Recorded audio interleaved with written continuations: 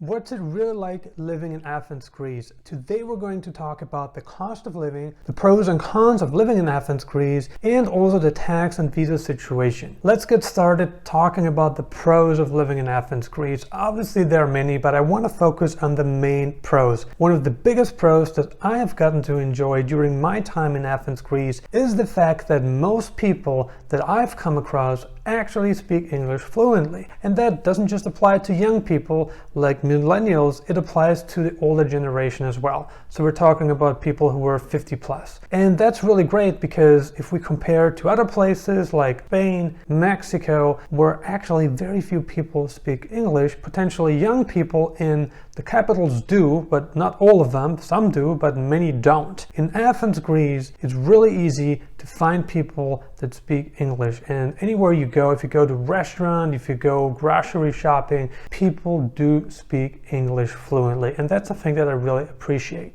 Greek food is great. It's inexpensive because you can actually eat out. You can have gyros, you can have souvlaki, that's what they like to call it here, and it's actually very inexpensive. Obviously, there's a ton of other dishes as well. Athens, Greece is very historic, so if you are a fan of history, of ancient history, you are going to love this place because there's so many museums, there's so many monuments, there's so much to do, so much to see that you can't even do it all in a week's time if you want to do it right. So I actually ended up, walking around like crazy for at least 2 weeks during my time in Athens, Greece. Athens, Greece got all kinds of museums.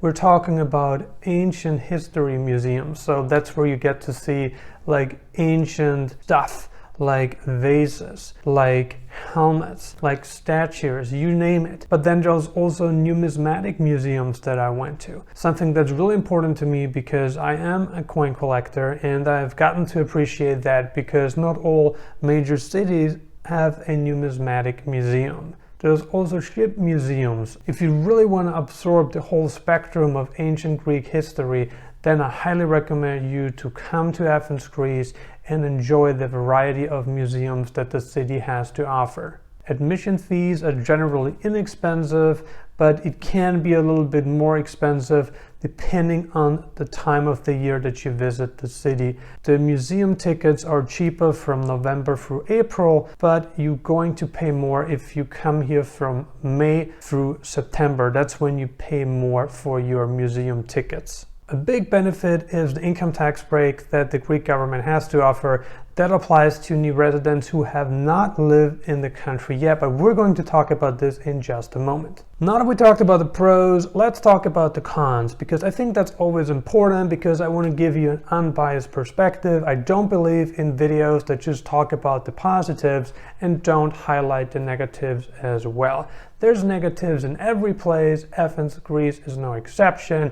I don't want to talk bad about the city or the country, but there are certain things that I spotted that I think people should be aware of because maybe not everyone will be able to accept those things in the long term. Athens, Greece does suffer from dated public transportation. And what I mean by that is during my time here, during the summer, it's almost impossible to get on a bus or tram or train and be seated in air conditioning. And that's very surprising to somebody like me who lives in Western countries for some time of the year because it is actually very unexpected to see that in Athens, Greece, considering Athens, Greece is a Western country. But the fact is that the transportation system here, we're talking buses, trams, underground, they're dated. You get into a vehicle that's like decades old and that's not really been well maintained. So if you get onto a bus,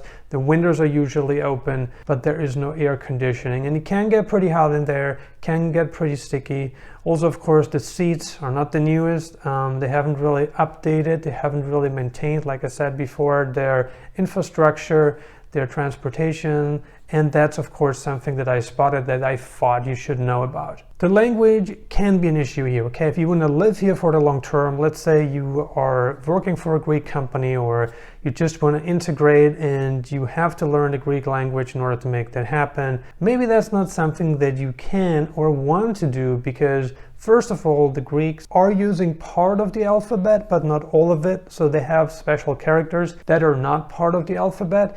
And it's very difficult to impossible many times to read something, for instance, like a street sign, when you're out or when you're just going to a restaurant.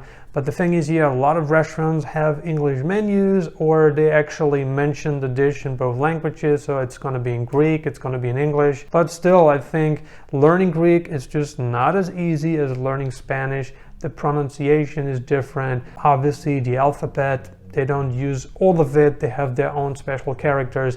And I thought it would be difficult for somebody, that's coming from a different country to actually learn the language in a short period of time. I'm not saying it's impossible. I'm sure it's possible because many people have done it, but I think that's something to consider. I did experience bad customer service on many occasions here, and that's something that I did not expect either. For instance, I got some dental cleaning done. The tooth cleaning procedure was done in less than 5 minutes. And I was quoted 50 euros, and by the time I was done, and I actually pointed out that I have never received tooth cleaning that was done in just 3 minutes. It was literally 3 minutes. I was there with a friend of mine. We just know it was less than 5 minutes, and we were very surprised. We actually had appointments scheduled for both of us. I went first, and then I told my friend, you are not getting your teeth cleaned here.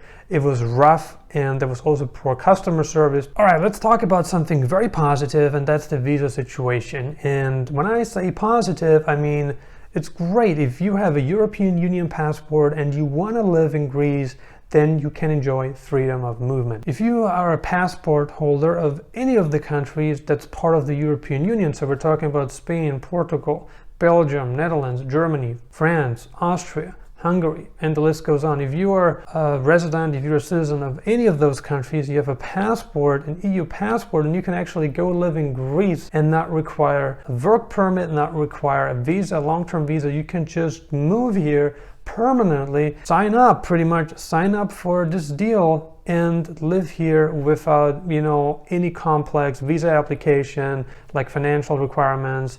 And that's of course a big positive. Now, what happens if you are not from any European Union country? If you are part of any of the countries that are allowed to visit the European Union for 90 days during a 180-day period, then you can definitely spend some good time in the country. But this is just a short-term visit visa. It is not a long-term visa, and there's definitely a lot of steps that you would need to get done in order to secure a long-term resident visa for Greece. But there are options in place for non-EU citizens. You can start a business, you can get a student visa, you can marry a Greek citizen. That's obviously one of the easiest ways to become a resident yourself. The Greek government wants to attract more skilled workers, and not just skilled workers, they want to attract more foreigners that bring money into the country, that have already well-paying jobs, or even if it's a remote job, you are actually welcome in the country. And what's really the best part of it, the absolute best part of it, is that if you move to Greece and you have never lived in Greece before, you've never been a resident of Greece, then what the government offers you is a 50% income tax break. So depending on whatever income tax bracket you fall into, you're only going to pay 50% of that. So let me make an example here. Let's say you would have paid 100,000 in taxes, depending on what income tax bracket you fell into. Instead of you paying $100,000 to the Greek government, you actually end up paying only $50,000 in taxes. So that is very positive, and of course this is a main attraction, because what the younger generation really wants is to lower taxes, to live in a warmer country, so people have more quality of life. The cost of living is usually cheaper, and they can achieve that by moving to Athens, Greece. Are you interested in visiting or moving to Athens, Greece? Have you ever visited this beautiful city before? Share your thoughts in the comments below. Consider subscribing if you haven't already. I'm uploading new videos on digital nomad locations, travel updates, and investment advice several times a week right now. And if you got some more time left, check out these videos.